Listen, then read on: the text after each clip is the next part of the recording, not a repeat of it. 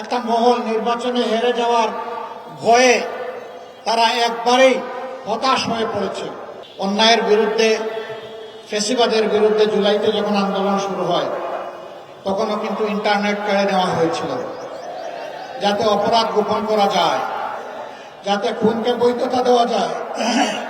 আবার আমরা দেখতে পাচ্ছি কার ইশারায় কেন একই অন্ধকার গলিপথে আমাদের নির্বাচন কমিশন হাঁটার চেষ্টা করছে।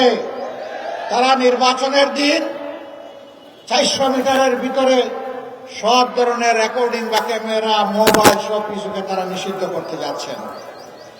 আমরা পরিষ্কার বলে দিতে চাই, জুলাইয়ে ওই অপকর্ম যেমন মেনে নেওয়া হয়নি, আজকেও মেনে নেওয়ার কোনো প্রশ্নই উঠে না।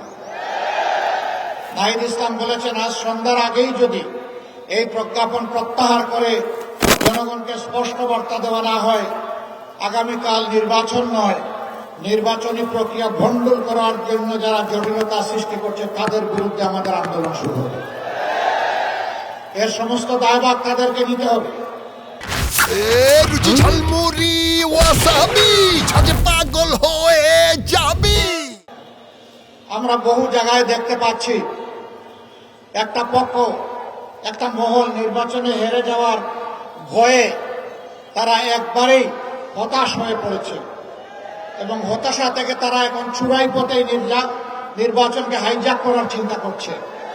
গুন্ডাদেরকে লেলিয়ে দেওয়া হচ্ছে, অস্ত্রের ভান্ডার গড়ে তোলা হয়েছে, ভোট কেন্দ্র অন্যায়ভাবে দখল করে মানুষের ভোট কেড়ে নেওয়ার পায়তারা করা হচ্ছে।